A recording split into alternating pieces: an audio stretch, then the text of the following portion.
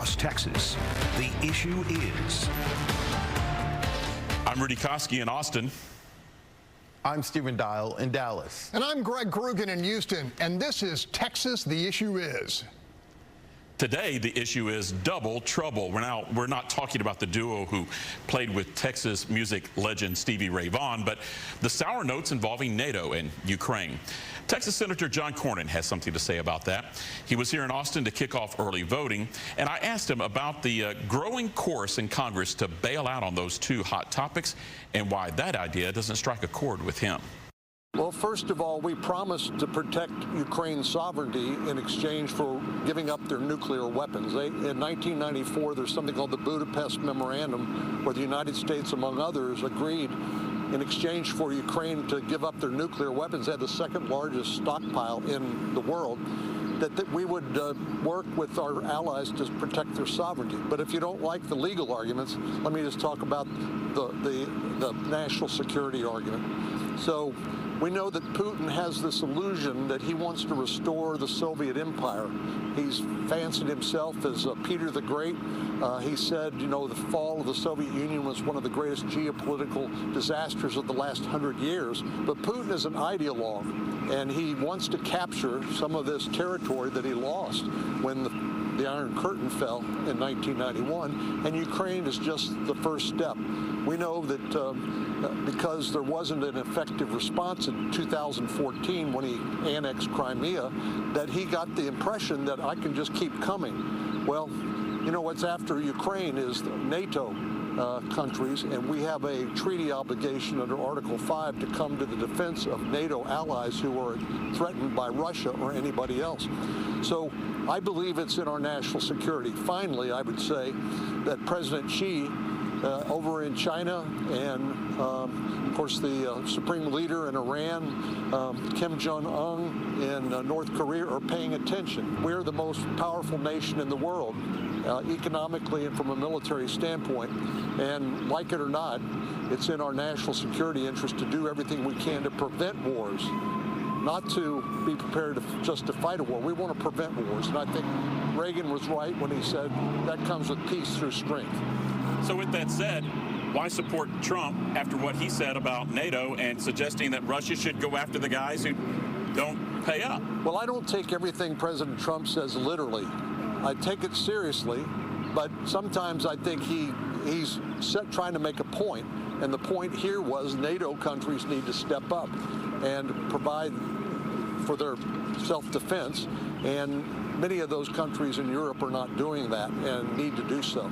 That's the point I got from what he said. Senator Cornyn went on to say there is a clear message to NATO. The way things have worked in the past are not going to work in the future. But he also made it clear he believes NATO will remain important to the strategic interest of the United States in the 21st century. It's critical. That's the one thing that the United States has that Russia does not have, that China does not have, and that is friends and allies. The United States, on the other hand, doesn't have a choice where to be engaged. Without American leadership, things don't happen, and we have to pay attention to the global range of threats from Iran to Russia to China to North Korea. And we can't, as my friend Dan Sullivan from Alaska said, he said, deterrence is not divisible. In other words, we can't cherry pick where we're going to be involved. We need to be involved and working with our allies, hopefully arm in arm with them, making significant contributions to the mutual self-defense.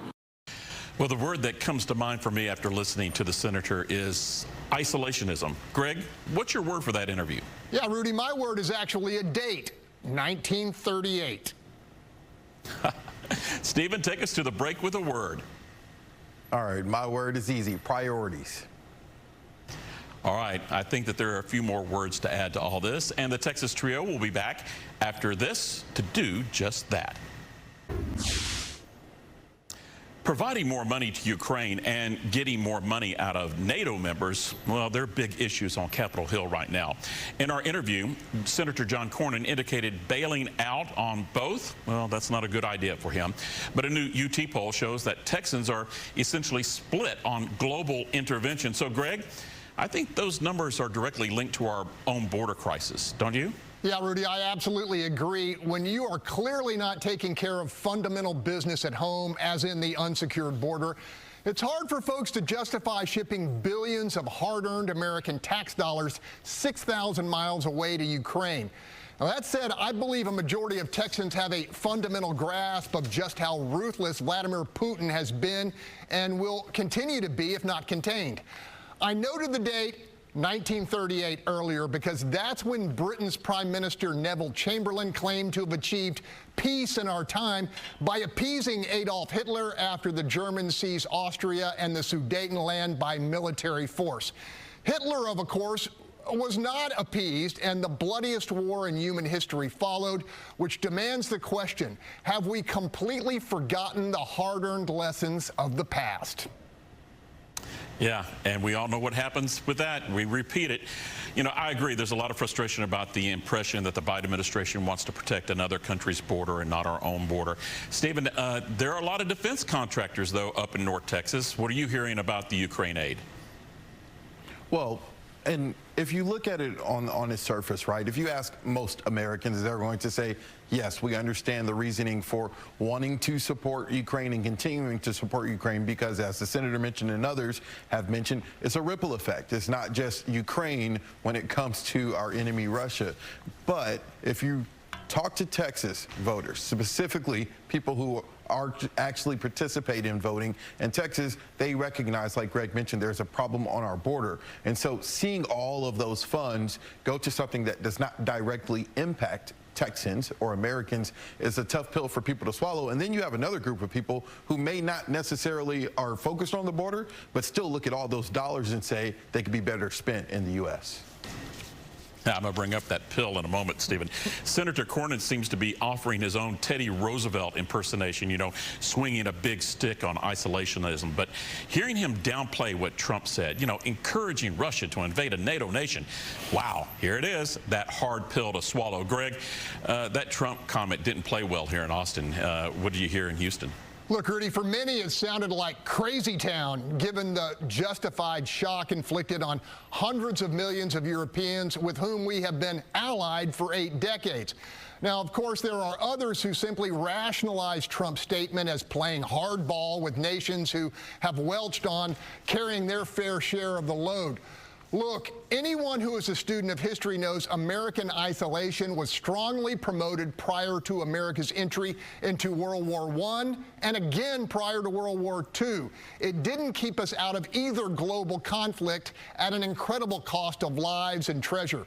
Now, on the flip side, during the past 80 years of U.S. global engagement, we've had no world wars, none.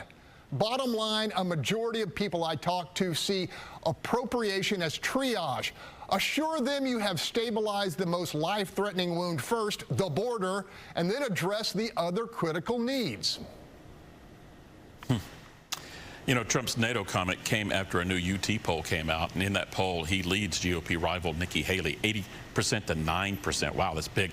But if he's the nominee in November, that UT poll shows his lead over Joe Biden is less than 10%. Another has Trump even trailing.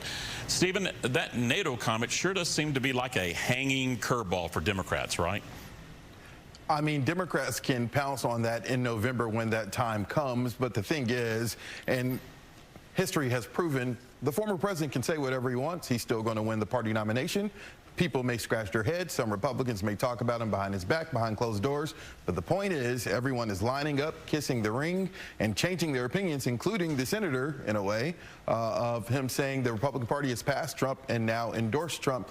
And so this is politics, and we'll see how it plays out in November. Senator Cornyn thinks that the GOP-controlled House may attach its border bill to the Senate border plan, and that could break this log jam. Greg, you think that's the sugar to help this poison pill to go down? Look, Rudy, in poker terms, that could be the call to the President Biden's bluff. Question is, how desperate is the president to unlock dollars for Ukraine? The other question is whether former President Trump truly wants to keep the border chaos rolling through November. Okay, Stephen, what do you think, real quick? Hey, I mean, we'll have to see, man. Anything can happen, but we'll see. All right, we're going to have to end it there. You can see this interview or any of our past interviews by going to our YouTube pages. You can also visit our social media sites to continue the conversation. We are another week closer to Super Tuesday. Join the Fox Texas Trio next week as we break down some hot races. Until then, let us know what you think the issue is.